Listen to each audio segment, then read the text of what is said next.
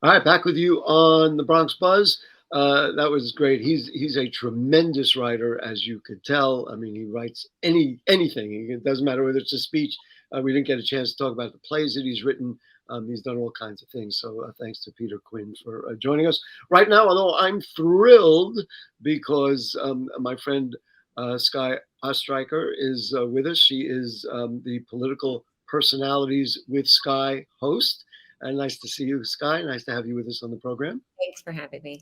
Uh, Now, people may or may not know that you do political personalities with Skye for City and State New York. This is a video series. We're going to show a clip that's going to blow people's minds. But tell us a little bit about how it came about and how you came to be political personalities with Skye. Thanks, Gary. Thanks for having me. And it's a lot of fun. I have this big smile on my face because what I do is I get to know our elected officials and community leaders outside of their work in politics. Typically, when we see these decision makers in the news, it's because there's a tragedy in their district or there's a controversial piece of legislation pending. And we rarely get to know the insights into how they think, how they feel, and what they're working on, maybe some personal stuff about their family lives. And it's with those personal details, right? That's how you make a friend. That's how you meet an acquaintance. That's how you build relationships. So it's by knowing some of those personal details that I think can help us move the city forward. And one of the things that I particularly like, and we are going to show a sample of that, is that you participate in these activities pretty actively. Now, it wasn't a Bronx elected official, but I don't remember the name of the. I guess it was a Manhattan official that you went and got a tattoo with.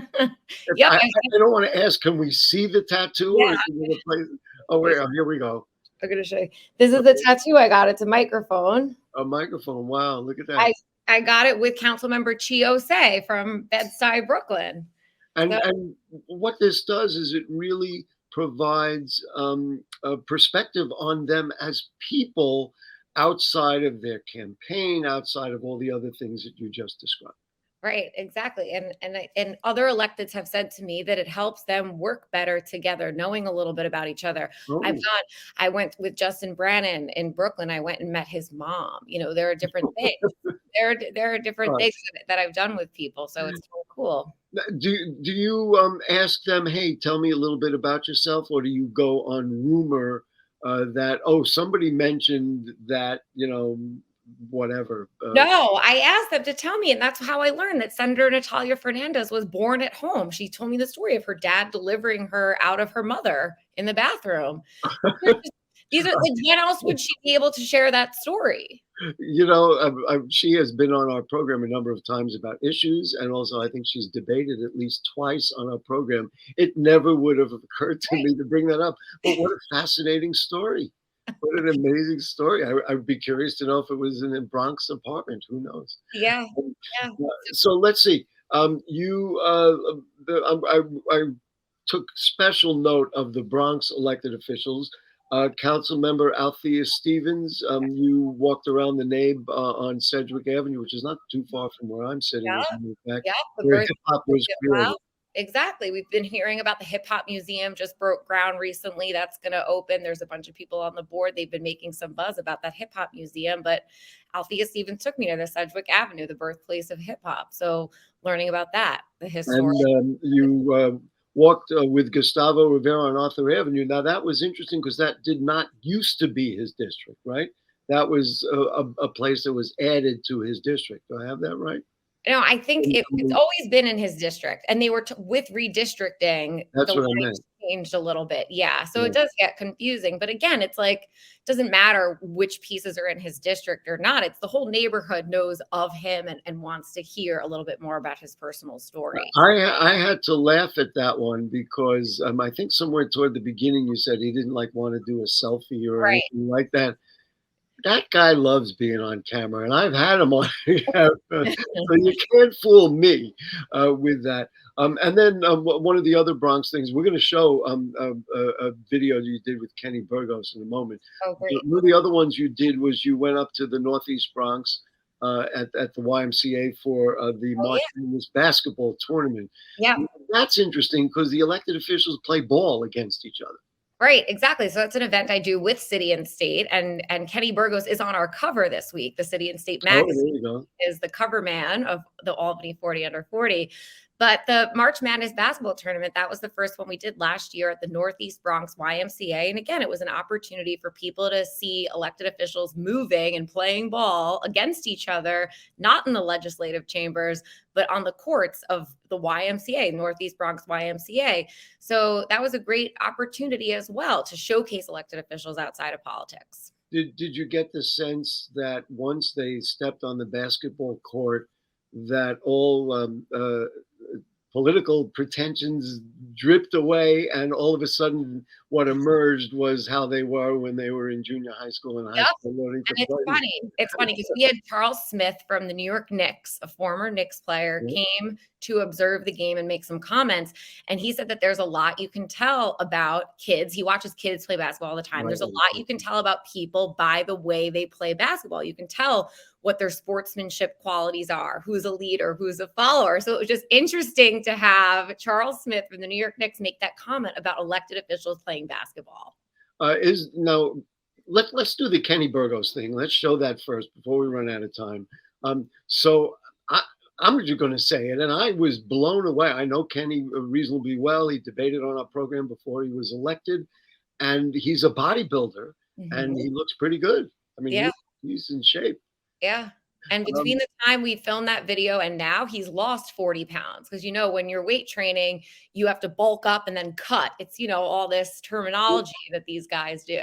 So the marriage between that and what he does for a living, you walk through a supermarket with him, and he talked about the things that he eats to get to where he is. So that's where we're going to pick this up.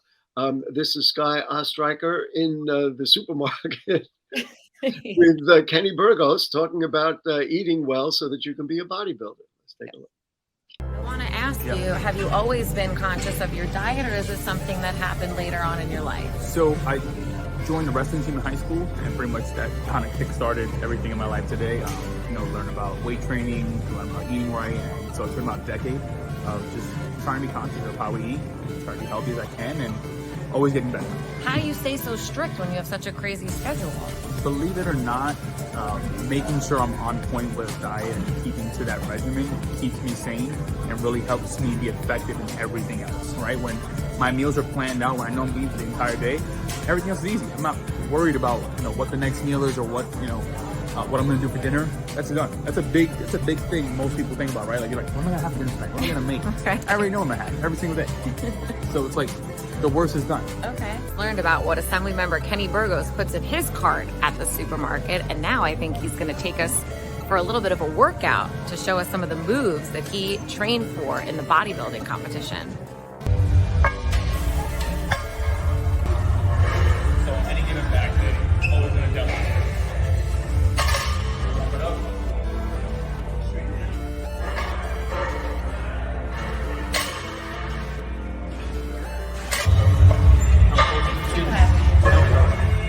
We're not all bodybuilders like you, Kenny.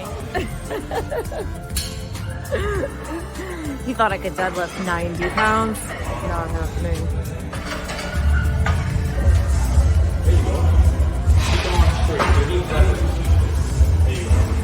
I need to get back into working out.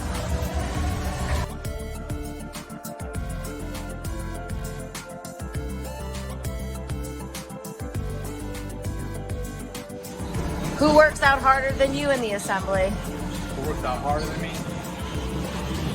I'll be a little bit cocky. I don't think anyone does. All right, there you go. Should I ask how many pounds that was that you picked I don't up? know, 40 pounds. The truth is, I I never rejoined gyms after the pandemic. I have to tell you, there's something absolutely priceless about seeing that. I mean, obviously, I moderate all the debates and stuff, and I know Kenny Burgos very well through that prism. That's how I've seen him. But seeing him there in the supermarket, and you are a ready and willing participant. It's just fantastic.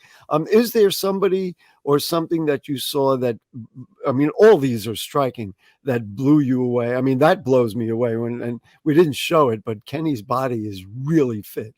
I mean, Yeah. you just can't even imagine it.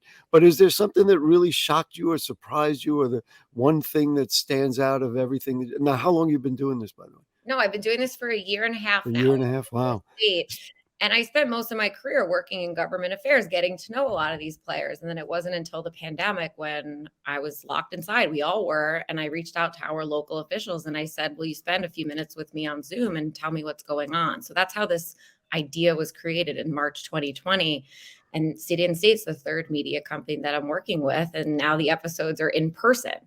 And with Kenny, you know, you could always tie it back to someone's agenda and realizing how they think as a legislator. Like with Kenny, he's talking about the mind-body connection. That you can go into mental health and talk about healthy eating in the Bronx. Like there's so many things. Now you understand how he legislates and what's top of mind for him.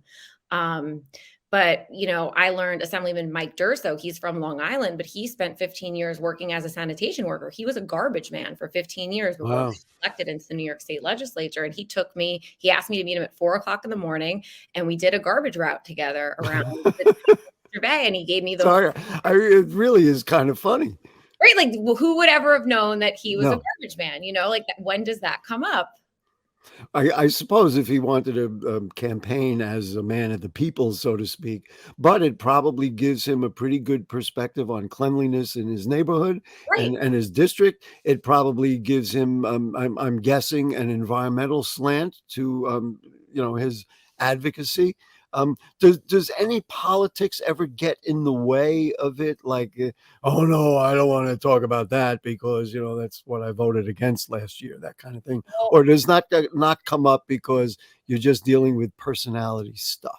Well, even like the time it did, right? Like Vicky We Palladino. only got, I see we got about a minute left or something. So go ahead. I can give an example of Vicky Palladino, the councilwoman from Queens. Okay. That she said some things, you know, she's conservative. So she said some things that upset some of her progressive colleagues in the council. So my question to her was, from a personality perspective, does this inhibit the way that you're able to work across the aisle with your colleagues when you say things that offend them? You know? So that's how you stumbled into it. It's all personality driven, right? Because at the end of the day, that's how we move New York City forward, is by collaborating across the aisle and working together. Mm-hmm. You specifically stick to New York City. Well, no, you mentioned Long Island, so it's New York State, or it's just upstate. I've gone upstate. I did a video with Senator Pete Harcum, the chair of the Senate Environment Committee up in the Hudson Valley. So I've traveled around for this. Is there anything that we need to know upcoming, and where should we tell people to see it? The City and State New York, I presume? Yep, the City and State website. I have a link there, Political Personalities with Skye, and I put everything on my Instagram where I am the political personality. Well, listen, I think it's great. I loved all of the ones that I saw. People who are interested in Bronx politics, this is a perspective that you hadn't thought about. And congratulations to Skye Ostreicher for thinking about it and actually having the guts to go do it. She's got the print to prove it. And I don't know, did you get back to work out yet like you promised? No. I know. I have to. We all need to do that. Listen, Skye, it's a pleasure. And when you have some more, especially Bronx people, let us know. We'll find a space for you. Thank you so much. Great. So that will do it, ladies and gentlemen, for this evening's Bronx Buzz.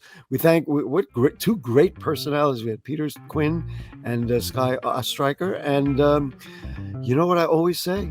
We'll see you next week. Good night.